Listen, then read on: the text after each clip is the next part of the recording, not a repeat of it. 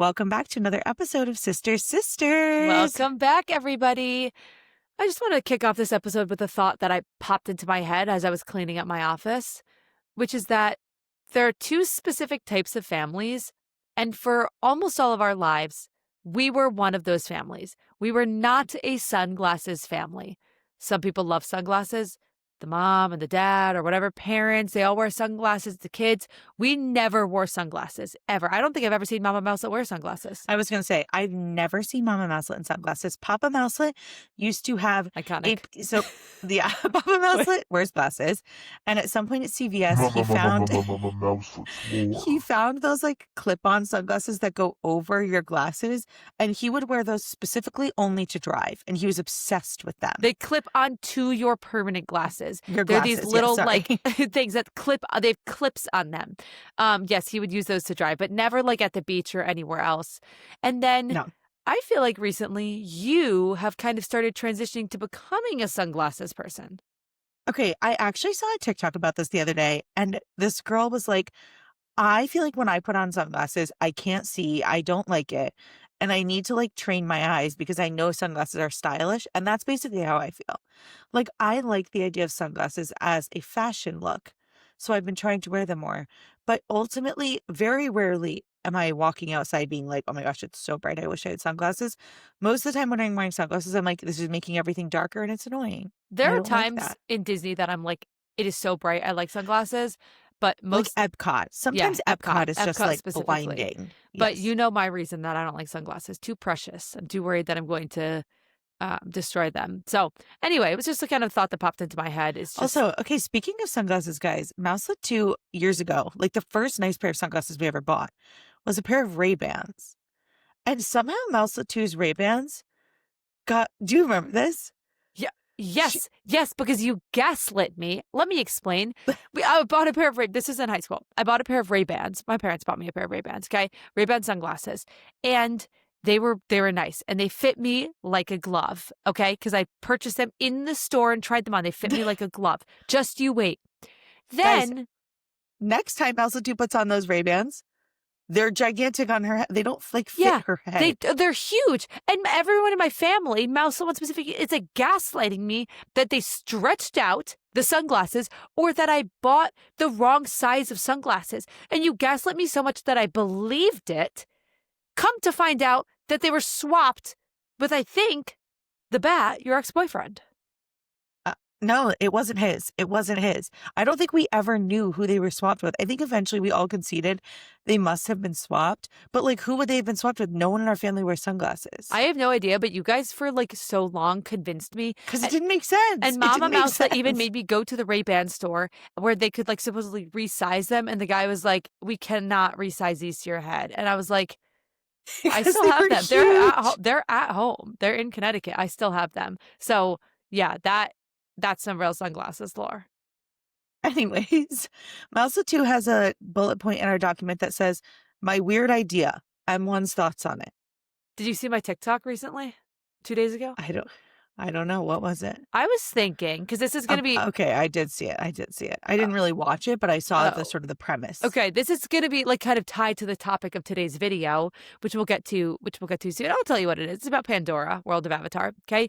And I was thinking of like the last time we were at Animal Kingdom, I'm a Animal Kingdom like lover. I would never admit this, but I did feel like it was a half-day park, just with things closed and like there were other closures when we were there. And I was like, ooh, this is giving like a little bit of a half-day energy. So I was like, what would make this not a half-day park? And my thought was, honestly, I think that Disney, looking at like how Universal has put Harry Potter in now all 3 of their parks, Disney has an IP that rivals Harry Potter and it's Star Wars. And I think that was unacceptable.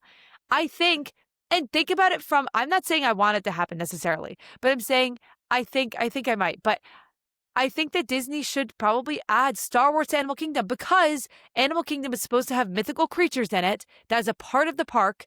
And we're going to get to that today. That's part of the park. And so this fits in and it would bring so many guests. That's a boo from me. That's a boo. I don't like Star Wars. It's not, okay, but it would bring a lot of guests. There already is Star Wars. There should be more. Okay, disagree. Next topic that we wanted to talk about, guys, recently, oh no, when we were in Disney, actually, I was like, why did this come up? No. We were in Epcot going to the bathroom, and Mouse 2 was loving her outfit. And she said, take a picture of me in front of this wall. Yeah. And it's it's the wall by the bathrooms over by like Guardians. yeah, Guardians and Test Track kind of. And I was like, okay, wall queen, because back in the day, and I feel like probably so many people listening like miss this era of Disney Instagram, but back in the day, the walls, like the purple wall in Disney, the bubblegum Okay, the wall purple wall, were though, the purple wall, the purple wall because Disney pushed it, but the purple wall was not actually like that. It was a literal random kind of dingy purple wall. And our 2017 trip, we went there and we were like, we have to find the purple wall. And we found it. We were like, oh my God. It was it wasn't awful. even the color purple that it is now, which is like a very vibrant That's what, purple. yeah, that's what I'm Yeah, it saying. literally was like a grayish, dingy purple with no pattern of any kind on it. We were like, And people, that was the OG wall, was the yeah, purple wall. oh my God. And I don't even know, like, why did that become a thing? Are you going to talk about your account? I'm not going to talk about my account, but it popped into my head. I'll talk about No, it. no, Okay. not on this, not right now. So, guys, anyways, there was the purple wall. That was the original. Then there was the bubblegum wall, which is the wall when you exit Spaceship Earth. What are you doing? Raising my hand. Oh, denied. There was the blueberry wall, which was another wall outside Spaceship Earth. Okay, basically The bikini wall. the bikini wall, which is in Animal Kingdom. And basically, if you're like, what does this even mean? It's just a wall. There's nothing special, but people would stand in front of them to take pictures. It was And very it was like 2017, 2018. Okay. yeah. It was, I'm not going to say what it was, but I jumped on the wall bandwagon. I'm not going to say what it was just because you never know. But I jumped on the wall bandwagon and I created an Instagram account of my own of a wall, but not an iconic wall, a wall I was like trying to make it a thing. And it was also barely a wall. It was more of like a column, one could say. So, like, you couldn't even get a good picture in front of it, which was the whole point of the whole wall thing. Yeah, I had an Instagram account promoting that. We should have mentioned that in the, if you guys want to hear extended cuts of our episode, our Pit and Peach crew sitting on the ground talking today. Well, we talked about a lot of things, including my minor car crash I got in, but one of them was our hustle culture. And I should have added that one, my wall account. Although we didn't, that never monetized, shockingly. So I am back. I'm kind of back in my wall era. There's a time and a place. They're so out that they're in again. I think that there's a time and a place. The wall that you took a picture in front of it at the Epcot, like bathroom area, They painted that wall for a reason. and it was for you to take a photo as you were running to the bathroom. It was. I think it came out of the bathroom. Okay. All right. Last but not least for this little segment, my baby shower is this weekend. It is. And honestly, Mouselet 2 is doing a lot of the planning with Mama Mouselet, Mouselet A, and our brother. So I'm not that involved. But I do have people are going to come to our house after. So I'm once again like trying to get the house in order. And that has been so crazy. And I was going to mention this in the Peach and Pit Crew segment and I forgot. So I'll mention it here. Mouselet 2 mentioned recently that my bathroom was being, quote, blown up, which to be clear meant that my bathroom was under construction, not that something else was happening in my bathroom. And my bathroom is basically done. And I'm so excited and I can't wait to show everybody. Mama and Papa Mouselet. Correct. All right, guys, kind of a chaotic hot open, but there were just things that we wanted to talk about, and those were them. But time to get into some news. And that's what you missed on Glee. Our first piece of news, because Mouselet 2 keeps typing, is that Christmas has officially kicked off in both coasts. The official date was November 14th. I will say I find it kind of odd because I keep seeing news being like, oh my gosh, the tree at the Grand Floridian is finally up. And it's like, I thought that it kicked off the 14th, which to me meant everything would be up by the 14th, but that hasn't been the case. They're like still rolling things out. Yeah. The contemporary tree just went up. The beach club, like, gingerbread thing just went up. I wonder if it's like they have a crew that does all that stuff and so they can't do it all on the same day, which would make sense to not have like a million people transition to doing that, but it sort of stinks. Yeah, it makes it hard to plan. Granted, Epcot won't be done until The Epcot won't 24th, actually be right? in the holiday season until like around Thanksgiving because of Food and Wine. But yeah, the resorts are like slowly rolling out. I think they're probably almost all done now, but it Probably at hasn't this actually point. been. But Mickey's Very Merry Christmas Party is officially fully sold out. Wow. And Jollywood didn't have a single sold out date. And people were like, oh, that's like a sign of like whatever. No, Disney is doing so well with Jollywood. We have to ban the word Jollywood from this podcast because we like love it too much. We've talked Um, about it too much. we have. Wait, here's a So, piece of okay. trivia. Oh, How many Mickey's Very Merry Christmas Parties do you think there are this year? I didn't know this number. I just saw it. there's only like 60 days that there could be. And it's probably 3 days a week in November and maybe 4 days a week in December. 12, 16, plus a couple of extras, 18, 28, like 35 maybe? Only 25. Oh. I thought they'd really be trying to crank them in there. I guess that would I impact wouldn't, like regular guests a lot. So because once it gets close to Christmas, they don't have the parties anymore. It's just like that makes sense. all Christmas all day. But I thought that was low. Okay, You know what's next. next piece of news is the Premier Pass sold out for the week of Thanksgiving. The Premier Pass, if you don't know, Disney has rebranded their like fast passes many times. You might have heard the term Genie Plus. That's now multi pass. Come on in, Mouselets with my water. Thank you. Um, that's now multi pass. So there's multi pass, which is where you can get a lot of fast passes. There's single pass, which is you can get like only 4 attractions, specific ones. And then they introduced something new called Premier Pass. And Premier Pass, you can buy it per park, and it's very expensive. We actually mentioned it a couple weeks ago. It's very expensive, and it gets you onto every single fast pass attraction, and you do not have to reserve a time in advance. So it's like $450, say, for Magic Kingdom, and anything with a fast pass or lightning lane, you can just go in that queue whenever you want. And it's sold I out. do not know. I do not know anyone who's actually used this. However, I Same. am sure that there is a market for it because, like, again, we mentioned this before, but it's huge in the international parks. Like, basically all the international parks do it this way. Yeah. And of course, there's people who want to pay for premium experiences, especially during super high crowd times like the week of Thanksgiving. So it makes sense.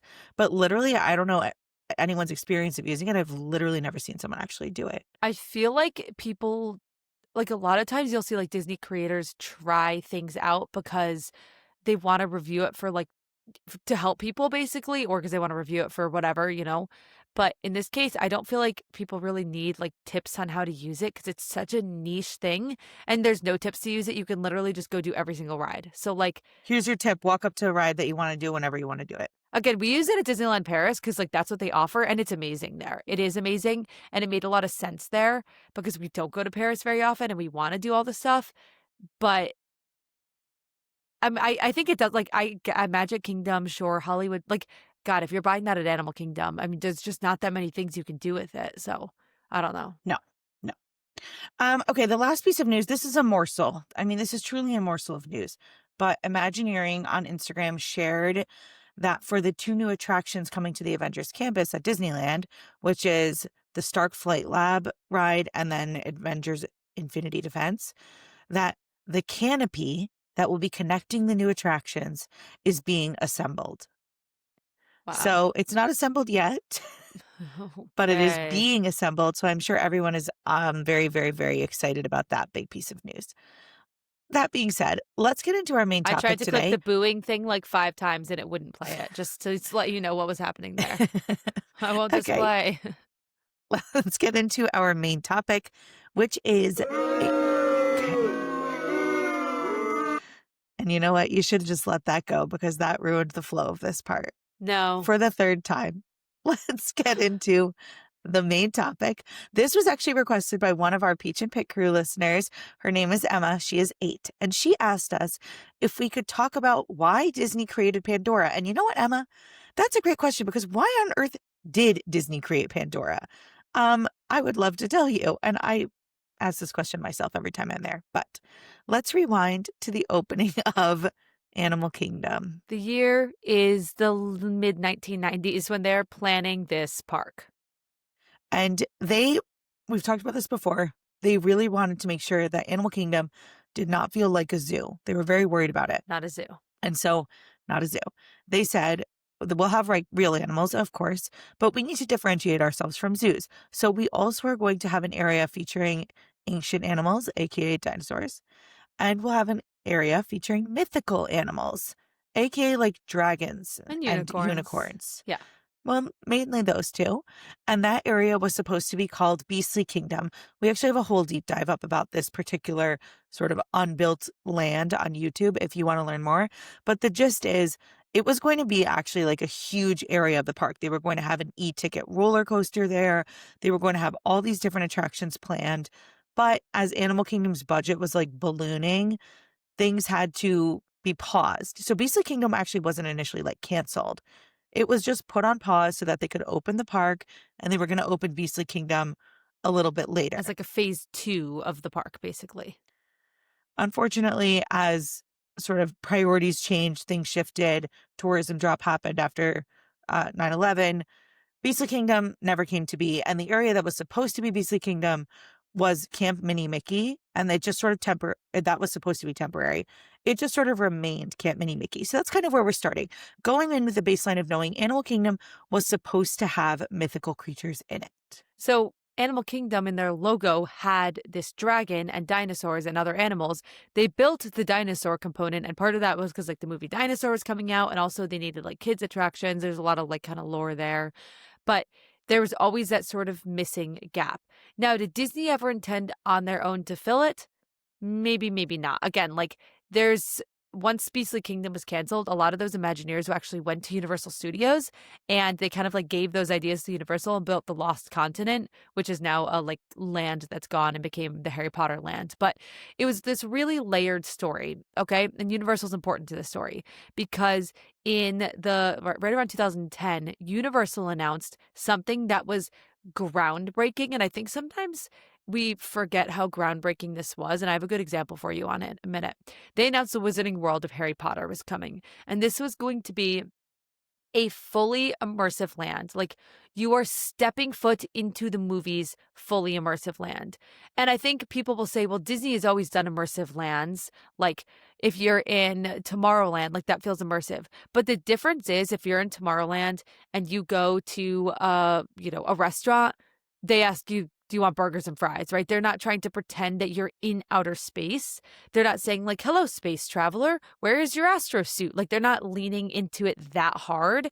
And so while they had themed lands, they didn't have these like fully immersive themed lands. The Wizarding World was the first thing that anyone ever like literally brought a movie to life. And Disney, who had always been the ones who were like ahead of the game with everything with theme parks, Universal was so like second tier, third tier at the time, suddenly sort of felt themselves like on their heels a little bit because this was a pretty big deal. And Disney had tried to kind of fight for the Harry Potter, the theme park rights, and they had them briefly for the books. And so like this was a really big deal, basically. Universal started getting more crowds, and Disney knew they needed to rival this. And so what did they do? What did they build to compete? Well, they actually built New Fantasyland first, but then they also announced, like just soon after, two new lands, Radiator Springs in California Adventure and Pandora, the world of Avatar. So they announced that in 2011.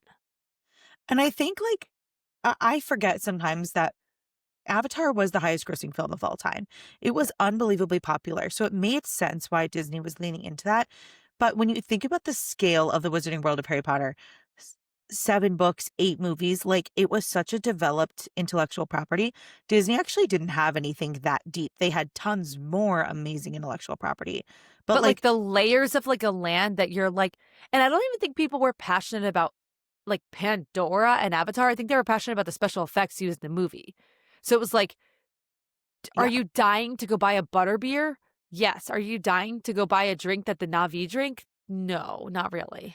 yeah, like it was an interesting choice. I understand why they did it because of, again, it was the highest grossing movie of all time, but like it definitely did not and still does not have the same level of like interest and fandom as Harry Potter. And we'll get But to that in a anyways, minute because it has a impact on what the land is today.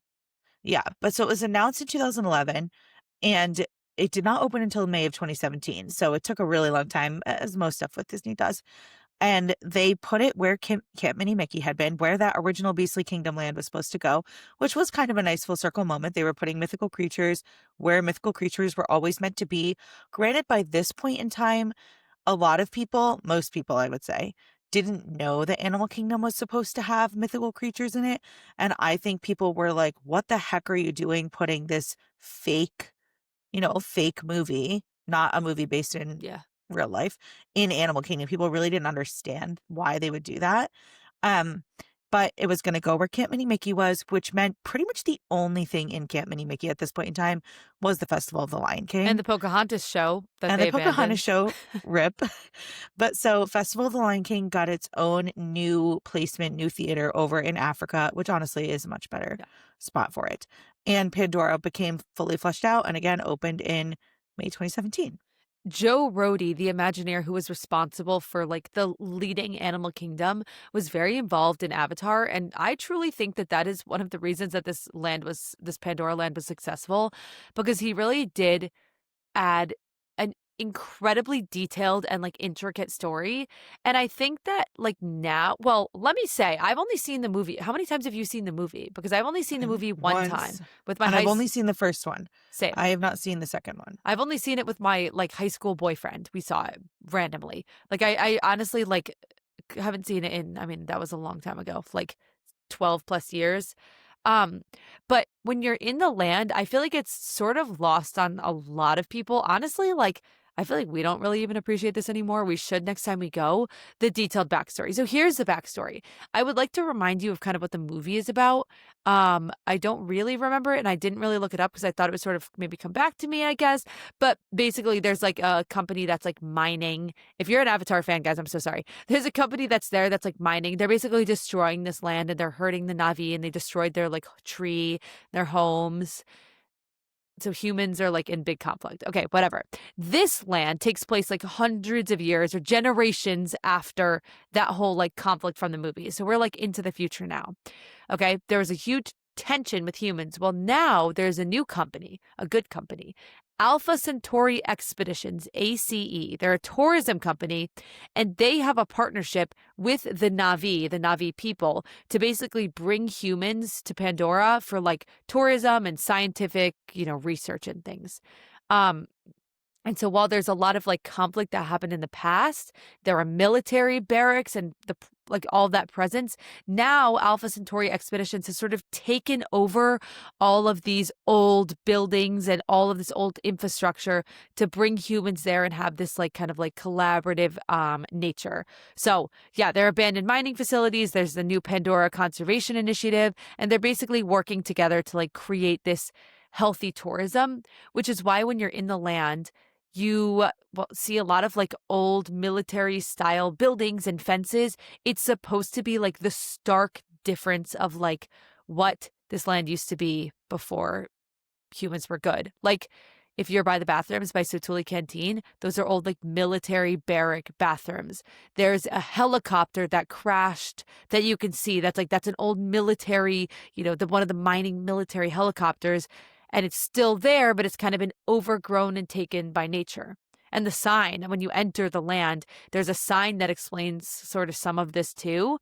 And then there's things that the cast members do. Like the cast members have slightly different name tags, and they've lost it a little bit, but they were really, really supposed to act like they were a part of like the Alpha Centauri Expeditions, and they weren't going to mention anything Disney related, and there's no hidden Mickeys in the land because it's this incredibly detailed and layered land that Disney had never done before. I remember it was a huge deal that their name tags do not say Disney anywhere on them. They say Alpha Centauri Expeditions. And this was kind of like phase one of Disney trying this out. Galaxy's Edge was phase two. I would say Galaxy's Edge, because it's such a more loved intellectual property, in Galaxy's Edge, they much more lean into the whole like, whatever, what do they Bright say? Like bright suns. suns? Yeah. Yeah, bright suns or whatever for Good Morning. And a cast member the other day was trying to say something to us about looking up something on the internet. And what was she calling it? Well, I the didn't even HoloNet understand is what in she a meant. lot of the Star Wars The novels. HoloNet. Yeah. Yeah. I think what Disney has found, because I think they've sort of dropped it with Galaxy's Edge too, is it's very hard to keep that up because it works for like a niche of people, but there's a lot of people who just like don't understand. Like another choice they made in this land was they didn't want signage that directs you to either ride because you're supposed to be able to explore the land. That makes sense, except for the fact that then most of the tourists who want to find the rides like struggle to find them, So it's good in theory, but like maybe not in practice.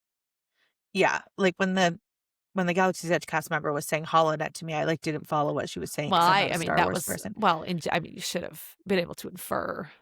I think generally they've kept it up a lot more in Galaxy's Edge. I think for the most part in Pandora at this point, they've really kind of dropped it because there just aren't, like, Avatar super fans like that, which is kind of one of the problems with the land. There are some, but there are not that many. I mean, yeah, I agree. Okay, do you get into, like, what this land offers? Because I have a couple of fun facts to throw in. So obviously the land has the 2 rides. There's Na'vi River Journey, which, not my personal favorite, and there's Flight of Passage, which is notoriously one of Disney's best. There's also Satuli Canteen, again, one of Disney's best.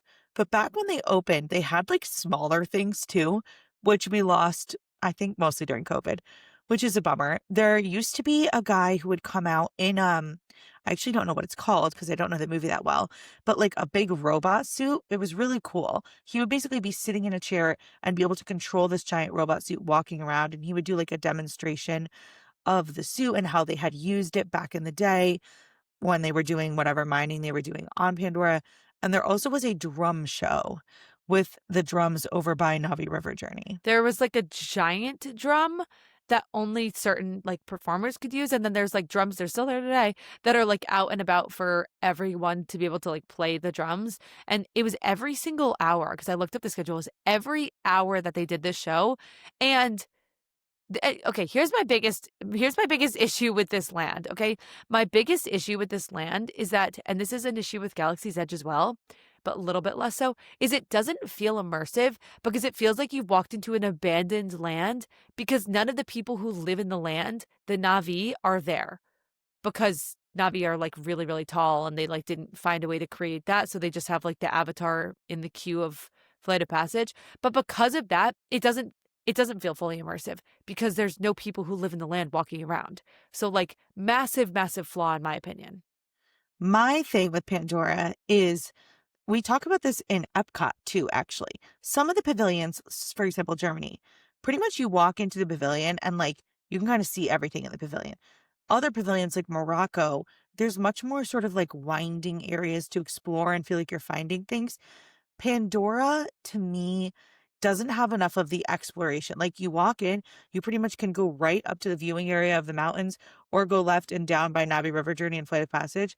And those are the 2 areas to walk around. Like, yeah, there's a little bridge, there's like a couple paths, but I wish that you could go one layer deeper Yeah, into the land. I agree. Like yes, there's some things you can kind of explore, but and the way they have PhotoPass set up, I just feel like it's like, "Oh, it is really good," and it's like, "Yes, and then it's like that kind of, like, piece isn't missing. It's like, so Tuli Canteen is great. There's a whole crazy backstory of it. There's pictures of, like, the Na'vi on the walls and stuff. It's like, "Oh, yes," like, we're getting somewhere, but it's like it's just, like, missing that, like, je ne sais quoi, as we say, and yeah, and I mean, it's just they kept the footprint of the land kind of small because the backstage buildings are huge. But I want to talk about the merch because I went on a very bizarre deep dive about the merch and how they tried to like make it immersive and the failure of the merch. Um, because I one of my passion topics is like butterbeer versus blank because Universal is butterbeer and Disney is like chasing butterbeer and they've chased it in every land. What's that Gaston Taverns thing? LeFou's Brew. LeFou's Brew did not do what they wanted. Like the blue and green milk in Galaxy's Edge, that like boba nightingale, whatever that thing is called in the Avatar land, which is super super sweet. So we haven't really had it too much, but Disney was trying to chase the success that Universal was having with their merch. We like Harry Potter a lot. We love the books. Like we read the books so much, and getting your own wand, getting a chocolate frog, getting like going to Honeydukes, like all this stuff is like, as a Harry Potter fan, is so fun. Again, as we've kind of touched on, Avatar doesn't really have that much of it, but because this was such an immersive land, you're not going to see like regular Disney merchandise in that area, or you didn't right when it opened. Versus like you go to Africa and Animal Kingdom and you'll see a bunch of pairs of ears and hats and, fans and stuff. You're not going to see that. And so they had to create an entire gift shop full of custom Pandora Avatar like goodies. And well, there were a couple of experiences and they did not do super well. Um, One of them was designing a custom avatar custom, and it was almost like that Disney Quest thing where, like, you could design a custom toy that they would go and, like, make you a little action figure that was supposed to look like your version of, like, a Na'vi or an Avatar or something, and it was so unpopular that they, like, don't even really have it anymore. And then another one was these, like, banshees that they'll do this whole little ceremony for you to, like, choose a banshee, which is They fun. still have those, though. They still have the banshees. You'll see them around the parks. Some people will get them. They're There's, like, expensive. shoulder plushes now, yes. And then the other thing they did is, you know those iconic, like, Disney blue, Disney Eye bags? They created custom ones that were Pandora, which they clearly discontinued a long time ago because I didn't even know this until I was researching stuff for this. And then they just had a ton of other stuff in there that was all, like, you could get, like, a pod-shaped candy and, like, all of these things, and at the end of the day, people just don't care about Pandora enough to want to buy all of this stuff because they're not big enough Avatar fans versus, like, Star Wars or even Cars. So, The saving grace for Pandora is the floating mountains are really cool to see. They are amazing. They are so well done. They are like, when you see them, you're like, oh my gosh, even if you don't care about the movie, like they're cool. That's one. Flight of Passage is arguably one of the best rides in the park. Well, I mean, yes, in Animal Kingdom, but in general. I always think to myself when I'm riding it though, okay, one of my favorite Disney movies is Tangled. I'm like, imagine if I was on this style ride going over the Kingdom of Corona from Tangled. It would be a 1 billion out of 10 for me. A Flight of Passage is still really good. What? That'd oh, be so cool. oh my God. No, What? that would not at all. Oh, I completely disagree. What are To you go over your flying on, though? What are you flying on? No, that's not the point. I'm just saying, like, Flight of Passage is a really good ride, but like I don't really care that much about what I'm seeing. I'm like, oh yeah, it's pretty, it's cool, it's a really interesting ride. But like, if I cared about the intellectual property that I was actually flying over, it would be like if it was up or something, it would be so much better. Luckily, it's a really good ride, so it stands on its own. But like, I just don't care that much about it. And then the other thing, the other saving grace to me is Satuli Canteen's food is like some of the best quick service food anywhere. In my mind, Pandora is just like a really well done non IP thing. Like, I love Expedition Everest. I'm a huge fan. I've come to love that. Avatar is the same thing. Like, I don't really care that it's from that movie, but I think that I love Flight of Passage because it's just a great experience, and I don't care. Me and my one disagree on this a little bit. Like, you're a little bit more into IP in the parks than me. I love an original experience, and you think like many times if they have IP, they should fit it in. But I think there's like pros and cons with each. But I think the other saving grace for Pandora, which unfortunately has kind of been lost, is the bioluminescence. Is that at nighttime it's really cool to see, but unfortunately the park isn't open when it's dark that often, and so you don't get to see it that much anymore, which is kind of a which bummer. is sad. Here's the thing. When you listen to that story, it makes sense why Disney maybe added Pandora. Like they needed to compete with Universal. This was the highest grossing movie of all time. Okay. But now they're adding Avatar at California Adventure. And that I do not get. I will say, I have to give one credit. Mouselets and his family love Avatar and love Way of Really? Water. Yeah, they're like, the movies are amazing. Granted, would they say that they're part of any sort of Avatar fandom or anything? No. But they definitely like really, really like the movies. They're like, oh, they're so good. So I guess maybe it's trying to appeal to like, Mouseless and his brothers are all like in their 20s and 30s men. Maybe it's trying to appeal Oh, to them. I was gonna say But the kid who sits next to me at work loved the second Avatar movie. okay, He saw it see? with his friends. So maybe that's because they are bringing a Avatar 2, Way of Water, which we have not seen, land to California Adventure. And I I don't get that. It's like a mini land too, but like I think that the scale is impressive and it's not being done anywhere else. I think it's really impressive, and I think it in some ways it's probably easier for them to pull from this thing that exists and build out a world than like make something up from scratch. And it's more like I'd say it's more adult than like I can't even think of an example, but like Tangled, let's say, right? Like that appeals to different people. You can get people who love like Busch Gardens or this being like, wow, I want to see that, versus like the Kingdom of Corona, let's say. But still, I'm like, Animal Kingdom, yes, Joe Rohde was involved. They really did a great job. I think they could have done more, but they really did a great job. And the Animal Kingdom numbers in 2017, 2018, 2019 were like 14 million people. And then the past couple of years, it's been like 8 million people. So it was super successful and then has a dip. I don't really feel like California Adventure needs this. Build something else. I don't Like, leave Monsters Inc. I love but Monsters they want to build Inc. like an e-ticket attraction. I mean, one, this park has so many e-ticket attractions. You want to build an e-ticket attraction. I feel like you could find something, but like, I don't know. Yeah, I'm very curious to see. To me, it must be an audience thing. But yeah, I think it's so interesting looking at Disney trying to create these basically experiences that rival Harry Potter because Universal is still going strong with Harry Potter, as we've seen in every single park, like releasing it everywhere.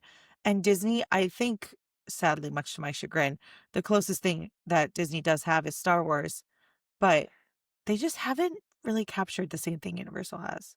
It's, I mean, I love Star Wars. The difference is that it's literally like if Universal said, Harry Potter is amazing. Let's build a new school that's located in the northernmost part of Canada, a special new wizard school, and you get to go to the special new wizard school and you'll see some familiar faces because Hagrid's a visiting professor. It's like that. That's what that's what Disney is doing with Star Wars. It's like very, very cool. I've come to love Batu. I'm sure I would come to love that wizard school, but it's like at the end of the day, would I maybe rather go with somewhere from the movies? I don't know. And so Disney is, Well, yes, you would.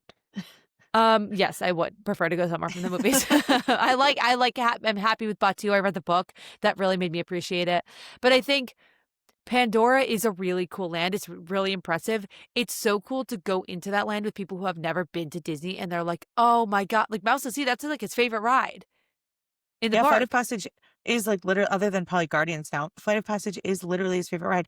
He loves that ride. And again, he is the target market, if there's any target market for this. Like, Yeah. he really likes the movies, he likes Avatar and stuff, and he really likes going there.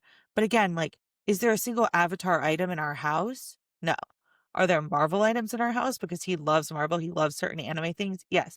But he's not buying like a Marvel or an Avatar figurine, And I you feel like know? one last, again, I like Pandora a lot. I think it was needed. If Camp Mini Mickey was there right now, like, oh my Yeah, God. I mean, Camp Mini I'm Mickey like, is a like, the best thing they ever did was building Avatar. Emma, I want you to know that, like, we love Avatar, and I think there's so much value in it.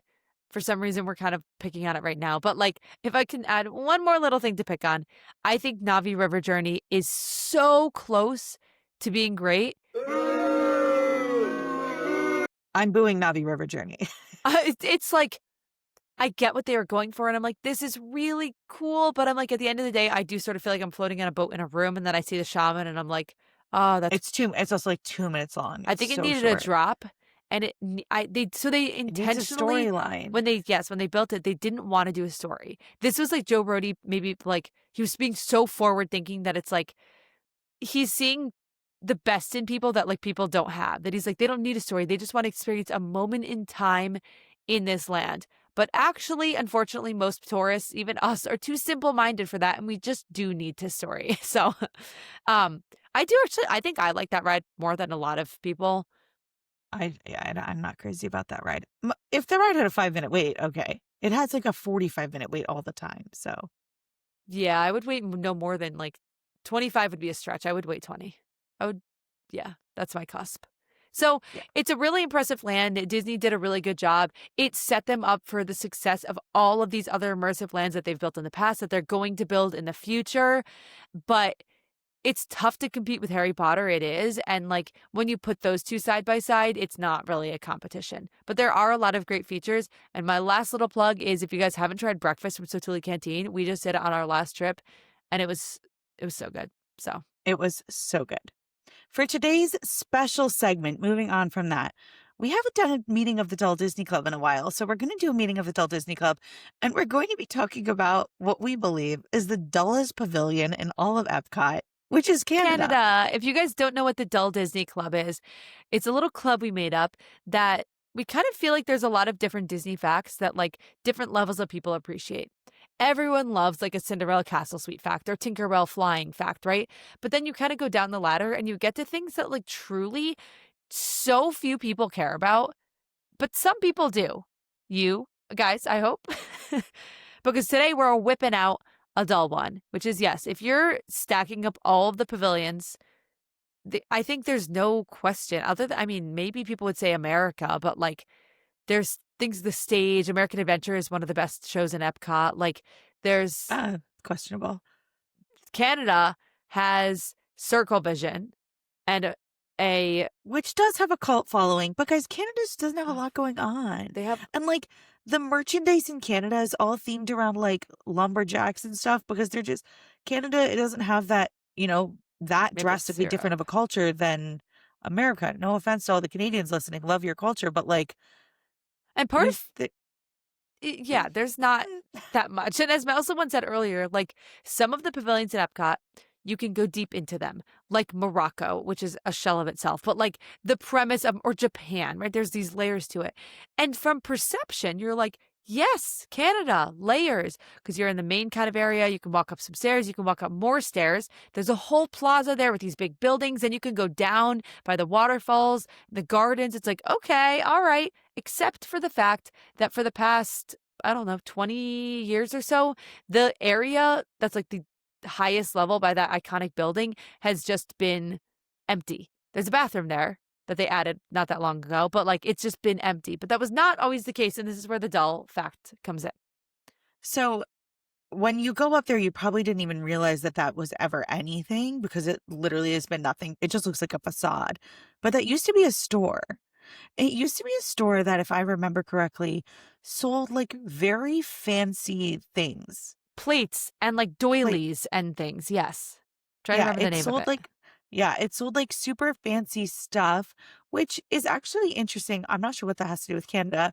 Yeah. And I also think probably it just like wasn't something that people were super in the market for at a theme park. So it closed a really, really, really long time ago, sadly. Yeah. And it sat empty for years, but it is now a thing again. It's not a thing that you can probably experience, but it does breathe some life into that area. Well, you could experience it. It's basically somewhere that you can go to learn more about DVC if you're interested in joining DVC. I found the name of it. La Boutique de Provence, the boutique of provinces inside the Hotel du Canada. And it sold Anne of Green Gables gifts, Blue Mountain pottery, and other handcrafted souvenirs. Honestly, I would love that store now. Yeah, Bring I that would. store back. There's actually a lot of cool Disney lore that like Adventureland used to sell no Disney like merch really. They sold like highly themed, realistic things that you would find in like, countries across the world. This store was, I feel like there was a market in Epcot for like stuff like that. But I mean, I don't know if is Canada famous for that stuff. Any Canadians listening, please let us know. I'm not sure. But then the weirdest choice was that they closed it and they just didn't put They anything did in its nothing place with it. when they absolutely could have, or like a quick service. I mean, I don't know what a Canadian quick service would look like, but Poutine. I hate poutine. Okay, but people love poutine. Anyways, now it is an area where if you are interested in joining DVC, I will say we got to go in it. They themed the bottom of it so well. Yeah. Also, you can do this really fun thing where you get maple syrup like drizzled on snow. It was so good. Yes, it was so good. You get to go in. The downstairs is like almost like a lounge, but it's not because it's only for people who are interested in learning about DVC. And then upstairs is like a tour that you can tour. Right now it's themed after the Polynesian Tower. But Like model DVC rooms. but the thing is, this is such a cool space. They did an amazing job theming it. We're DVC owners, guys. Why is it DVC? It shouldn't be DVC. Oh my God, make this a lounge, an annual pass holder lounge, a Disney Vacation Club lounge, or just a lounge open to all people.